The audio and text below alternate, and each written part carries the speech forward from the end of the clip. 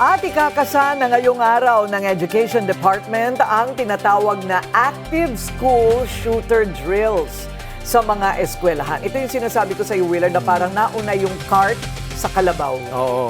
Kaya nga sabi ng Alliance of Concerned Teachers, hindi dapat drills lamang, hindi ito sapat. Dapat daw solusyonan ang kakulangan ng mga guro at education support personnel at ang weak mental and psychosocial support systems sa mga paaralan. Tinanong po natin ang taong bayan, mapipigilan ba ng active shooter drills ang karahasan sa mga eskwelahan? Alamin natin ang sabi nila. Para sa akin, okay naman. Para at least, sana yung mga, at least yung anak ko, mga bata na magkaroon ng idea kung anong gagawin nila, di ba? Sa tingin ko po, ang makakatulong naman doon sa case kung may mangyari pa pong krimen na gano'n. Kumakalat po ngayon nito and then base po sa mga schools is may mga action naman po na ginagawa sila. Ngunit hindi sapat yung mga action na ginagawa nila upang matigil yung mga krimen na nangyayari sa loob ng eskwelahan. So, yung mga nababalita ngayon na school shooting na gano'n is kailangan mas lalo pa nilang higpitan siguro sa security ng schools. Mahalaga naman talaga yung mga active shooting drills. Pero I think yung pinaka-important na need ma-address, baka nga ba may karahasan? Bakit nga ba yung mga kabataan natin ay na-expose sa ganong klaseng kultura? And hindi lang naman talaga ma-address yon ng mga drills na shooting drills. Siguro, mas magandang context is the awareness of the child. As much as possible kasi we're trying to keep the school as safe or safe learning environment wherein dapat nararamdaman nila na ligtas sila. So most likely, I'm more on the context of we need to help the learners understand kung ano ba yung ginagawa nila. Kasi kung sasabihin natin, they're doing this because may mga issues, may mga concerns, that's not the solution. Instead of preparing, let's help their yung awareness. Let's improve the awareness of the learners. So kumbaga, parang ang sinasabi din nila, hindi naman yun kasi yung punot dulo ng problema, yung hindi nila alam kung paano sila iiwas o tatakbo kapag nandyan na yung may tangan ng deadly weapon sa school. Kung hindi, bakit nga ba may karahasan in the first place ang mga bata? Dapat ma-address yung ugat talaga. Yung ugat talaga. Kasama natin ngayon si ACT Teachers Party List Representative Antonio Tino. Welcome back to Memo, Representative Tino. Thank you, Corina. Hi, Willard. Opo. Maraming salamat po. Morning, sir. What was your reaction to the action of the DepEd? Well, similar doon naman sa mga narinig natin no, na okay, a drill para ma-familiarize ang lahat kung sakali, unfortunately, kung may mangyari uli na ganitong karahasan, para alam po anong gagawin. Pero kailangan i-address talaga yung ugat. No? So, bakit may ganyang karahasan? Tapos, siguro ano yung dapat gawin ng Department of Education nga para mas mapangalagaan yung seguridad and more so yung mental health, yung well-being ng mga estudyante, pero kahit ng mga personnel. So that includes yung mga teachers sa eskwelahan. Pero siguro may sense tayo na doon nahuhuli. Di ba? Narinig natin sa DepEd, meron ng batas yung Republic Act 12080, specifically tungkol sa mental health sa basic education. No, unfortunately, yung batas 2024, tapos parang ngayon pa lang nagsisimulang i-implement. Sir, wala daw guidance counselors. Yun na nga. Yung batas na yun is supposed to address that. No? 1:14,000, remember? Sabi, ratio. oo. May mga problema kasi na, for example, before that law, yung guidance counselor, kasi ang guidance counselor, licensed professional yan, tapos mataas ang requirement. Kailangan may MA. Tapos, of course, kailangan pumasa ka dun sa licensure examination. Pero yung for a long time, yung salary grade ng guidance counselor sa DepEd did not reflect that. No, na so tinaas na ito. So hopefully mas makapag-attract na ng licensed guidance counselors. Pero again, may kakulangan din naman tayo sa supply, kumbaga.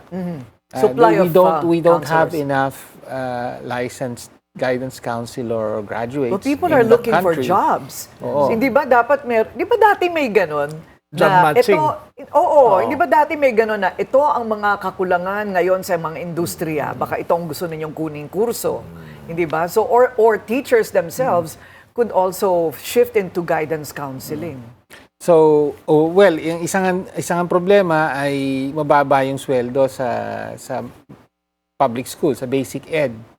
No, meron tayong something like 46,000 schools nationwide. So, yung batas is trying to address that by creating the school counselor associate position. So, bukod sa mga licensed guidance counselors, matutulungan o maalalayan ng mga counselor associates na mas mababa yung requirements. So, college graduate with some background in, as a mental Psychology, health. Oo, maybe. parang ganon. Pero ngayon pa lang magsisimula. So, ang sabi ng DepEd, this year, they will be able or they should be hiring around 15,000. No? So, may initial lakbang, pero yun na nga, nangyari na yung mga, yung Meron na po bang events in pondo the past. para sa 15,000 na yan? Meron. Meron No? na? Oo. Okay. So, yun nga, no, unfortunately, medyo na, it was not hindi timely enough to prevent, no? Right. Pero sir, I always wonder, bakit po ang dami nating batas, pero hindi na i-implement? Bakit po ganon? Like for example lang po, no, March pa lang of this year, naglabas na ng memo ang DepEd na huwag magdadala ang mga bata ng cellphone sa school. Hindi naman po na i-implement. But that's a recent memo. Yung iba po nasa saligang batas, yung iba nasa... Bakit po hindi nasusundan? Walang Parang pondo? anti-dynasty provision. Isa pa yan. Oo. Opo. Well, yung iba, in some cases, political will, wala, no? Kasi kontra sa interest ng mga, incumbent. Pero for the most part, funding, di ba? Yun ang isang problema. So in fact, yung pag-hire ng 10,000 guidance counselors for 2026, nangyari lang yan dahil yun nga, tinanggal yung pagpondo para sa flood control. So, nalibre yung pondo at isa sa mga nakinabang yung DepEd, nadagdagan yung budget, so napondohan ito. No? So, ayun, there you see it, iba ang prioridad. No? In this case, very clearly, ang priority, kung hindi na expose itong flood control, dituloy pa rin yung pagpondo sa flood control. At alam natin ang dahilan kung bakit nagiging priority at humihigop ng malaking pondo yon. Yes. Kasi saan po ba napupunta yung ibinabalik na pera ng mga contractors na nagsoli ng pera? Saan po ba napupunta yon? Dapat sa treasury mapunta yon. No? Okay. So, mababalik sa treasury, tapos for the next year, available for appropriation. Ganon dapat. Okay. Doon pa lang sa ninakaw kasi. Hindi ba una ang daming hindi pa nagbabalik? Oo. Kaya niyang pondohan lahat ng ibang nangangailangan, DOST, DNR, itong DepEd. Si Bernardo pa lang yata nagbabalik eh. Meron na rin po yung mga diskaya. ganun ba? Konti. Kaya sanang pasweldohan lahat ng mga guidance counselors. counselor, oo. Dagdagan ng sahod ng mga teacher. Pero eto, may pondo na nga daw na nakalaan para dyan. Tanong, yung implementation na naman. Parang halimbawa, nalaman po ng DepEd, 3 out of 10 only of the public schools have security guards. So, yung ganun pong implementation, sino po dapat ang nagpapatupad niyan, DepEd? Again, that's a funding issue. No? Okay. So, walang pondo. Kaya walang security guard dahil walang pondo para sa security guard. In some cases, yung LGU, ang nagpo-provide. So, hindi DepEd personnel yung bantay kung hindi someone from the community. Okay naman yon. Although probably hindi rin regularly paid yon. Some contractual or contract of service na empleyado. So, mas ganun ang nangyayari. Again, usapin ng pondo ito. No, nakapos. Habang hinihintay, Corina, kung yung pondo at magbunga ang batas, ano ang dapat gawin? Immediate steps para ma-ensure yung safety sa mga paaralan. Ipagbawal ang cellphone sa loob ng school. Yan ang pinakamadali. At hindi kailangan ng Ng budget. pondo po nun. Well, for many reasons siguro na mayroong pakinabang yung pagbawal sa cellphone, no? Especially siguro para sa mga yung mga bata talaga na sa eskwelahan yung isang pagkakataon para maging mas sociable, di ba? Yes, oo. Matuto ng pakikitungo sa kapwa, pero alam naman natin pag cellphone talagang Addict sila. Kunyari, kahit magkakaibigan, kumakain sa restaurant, wala, nakatutok, hindi na nag-uusap di ba? Sa recess time. Oo. At tama yun. Oo, wala Narinig ko silang nga, kausap. tahimik na lang. Tahimik. Oo, Tapos, pag-recess. yung dalawa pong magkaklase, nandun na pala sa terrorist cell. Totoo, di ba magkaklase sila? So, ibig ko sabihin, bakit hindi ma-implement yung ganong simpleng bagay na hindi naman kailangan ng pondo? Yun, okay. At ang isa pa po, of course, na pwede nang gawin ngayon, although mahirap din, ay yung, sabi nga, kumustahan. Ibig sabihin, yung mga teachers, bahagi naman ng trabaho nila yan na inaalam kung ano yung kalagayan ng kanilang mga estudyante, yung mga kapwa-estudyante sa isa't isa. Pero of course, mas mahirap ito kung kulang ang mga teacher natin, napakalaki ng mga klase, and so on. At dagdag pa yung mga load nila, no, sir? Ang bibigat na ng mga trabaho nila as it is. Exactly. Dahil nga kapos ay overworked ang mga teachers natin. Lalo pa ngayon, dinadagdagan yung teaching load. No? So, iniiksian yung oras ng pagtuturo, dinadamihan yung klase. Ibig sabihin, mas maraming estudyanteng kailangan subaybayan sa isang araw ang mga teacher natin. So, factor din yan. No? Oo nga. Hindi sila, feeling nila they're also neglected inside the classroom. Dahil sobrang dami nila, hindi ba? Hindi kaya kung, Tonsya, may epekto din itong mga active shooter drills na, kumbaga, mas makakahikayat pa ito ng violence, yung reverse effect nito at magdudulot din ng takot, trauma sa mga estudyante. May ganun ho ba kayong worry? Well, possibly. Pero, I don't know, baka may expert opinion dyan.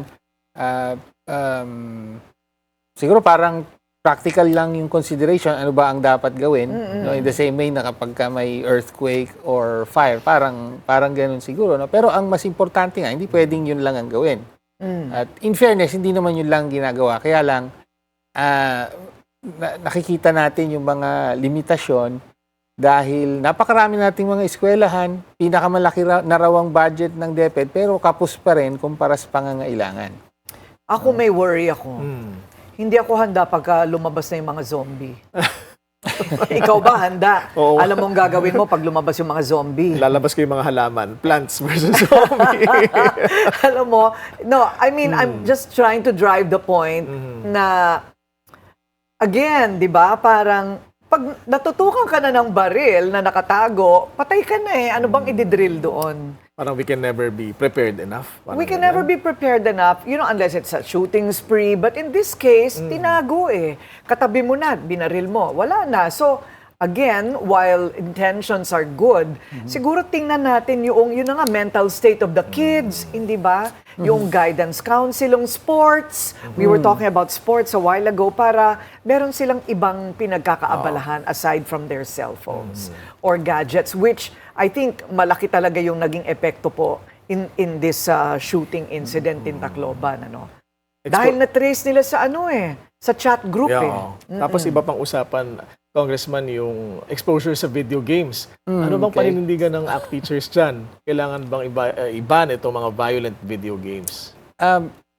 Well, hindi naman siguro ban, no? Pero siguro malinaw din na yung problema ng school violence, in particular itong school shooting. Or bullying.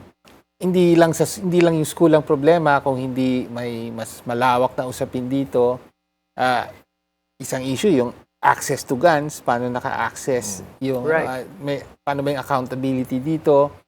Nabanggit nga yung meron talagang online groups or cells na nag-encourage ng ganitong tipo ng violence, no? So apparently meron talagang evidence CICC na pointing to yan, that. DICT. So maraming aspeto, in other words, yung problema na to at kailangang harapin isa-isa, di ba?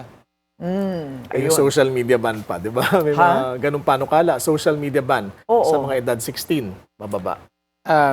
Well, some countries have implemented that. Siguro at least magkaroon ng discussion on perhaps regulating access, discussion, pero hindi yung ban na kaagad. Parang knee-jerk reaction ito. No? In the first place, gaano ka-realistic ba yan? Marami pa, no? Tsaka may karapatan din naman ang kabataan. At may positive na pwedeng of course, may pakinabang sa pag-access ng internet sa ating lipunan. Ayun. And talking about security, 4 out of 10 only have CCTVs. Sa mga schools. Eh, mga panahon namin, wala namang CCTV noon. Wala naman ding namamaril. You know what I mean? CCTV namin yung class president namin eh. Oo nga, correct. Oo. Totoo yan. Susubong Ano? tayo sa mga Naglilista. teacher. Yun ang mga noisy. Sir, marami pong salamat sa inyong oras. Pero bago yan, meron tayong aalamin tungkol naman sa mga komento. Dahil napakinggan na natin itong usapang tungkol po sa pangangailangan natin sa mga eskwelahan. Basahin natin ang opinion ng netizens para malaman. Maaayos ba ng active shooter drills ang karahasan sa eskwelahan? Ang sabi nila online, sabi ni Mars Amariliento, the active shooter himself, knows the drill and can make adjustments beforehand as the shooting is not a random act but a pre-planned activity. Tama nga naman yun. Dahil determined na siya no? Yes. Talagang gagawa ng paraan. Sabi naman ni Ramon San Jose, para sa akin, prevention is better. Erasmus Luares, no, but it will make the students prepared for the worst, like the coming of the zombies. Oo. Oo. Sabi naman ni Chester Miranda, hindi. Dahil fire drill na nga lang, hindi naman consistent na nagagawa sa mga schools. Police visibility and coordination ng DepEd at CHED sa PNP na palaging may police sa vicinity ng mga schools. Anong masasabi niyo dyan, Congressman Tino? Police visibility daw, makakatulong. Ako, matagal ko nang tanong nasan ba talaga ang mga pulis? No, maraming pulis nakikita ko lang pag may rally. Totoo yun. Oo nga, Uy, bagong topic na naman yun. Oo, iimbitahin po namin kayo ulit para sa topic na yan. Kasama, sir, si PNP Chief, ha? Maraming salamat po sa inyong oras. ACT Teachers Party List Representative Antonio Tino. Thank you, sir. Thank you. Thank you, sir.